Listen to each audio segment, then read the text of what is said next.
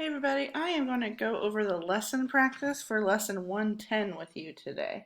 So this has been somewhat of a review lesson since we already did the ones with the tens as your divisors, but now we've got multiples of tens in your divisors.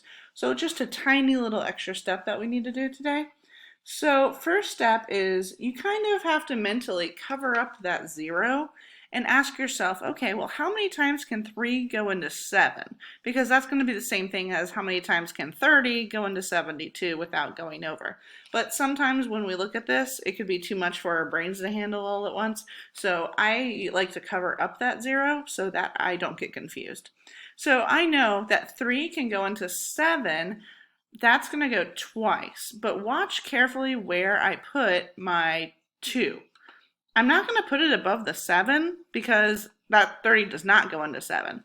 So now 30 does go into 72, and 30 times 2 now, make sure it's the whole thing, not just that 3 now. 30 times 2 is 60. So I subtract, and I don't have anything to bring down. So my remainder now, even though this looks like a really large number, that is my remainder. So 2 remainder 12 is my final answer. So let's go over to B. Same thing, I can cover up that 0 if I need to and just go 2 going into 8. So 20 goes into 84 times. 4 times 20 is 80. Now I subtract, I get 7. I can't bring anything else down, so my remainder is 7. All right, moving on to C and D.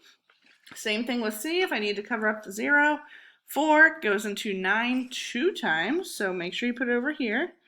40 times 2 is 80. I subtract, I get 15. It's another one where I'm going to have a pretty large remainder, but I can't bring anything else down, so I'm done there. So my remainder will be 15.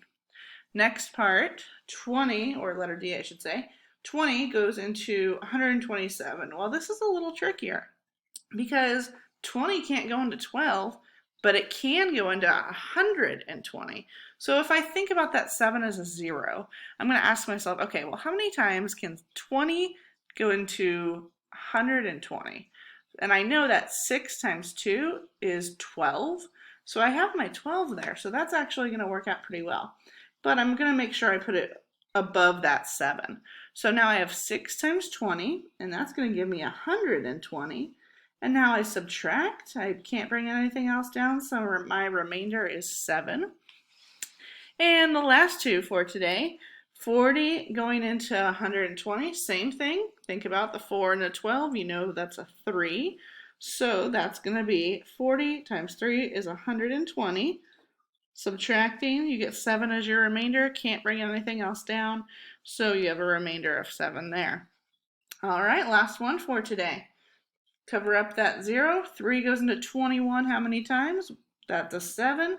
So 7 times 3 is 21. Add that 0 back on. Have a 7 as a remainder, so your final answer for that one is 7 with a remainder of 7.